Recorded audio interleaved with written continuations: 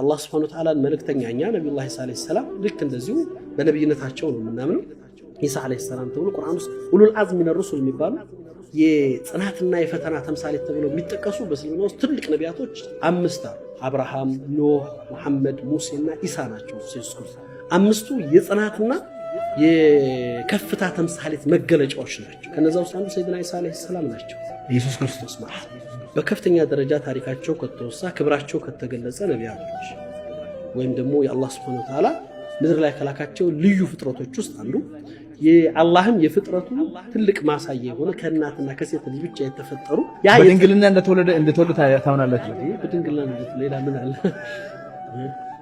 ይሄው ነው ያው ያን ያወገዙት አይሁዶች ናቸው።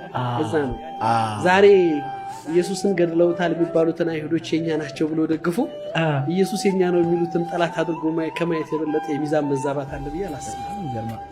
ርቀት ይሄ ነው የእውቀት መቀንጨር ነው ብዬ አስባለሁ። ይሄ አለመንቃት አለማወቅና ደግሞ ባላወቅነው ነገር ላይ ራሳችንን እንዳዋቂ አድርገን መነሳታችን ዋጋ ያስከፈለን ነው።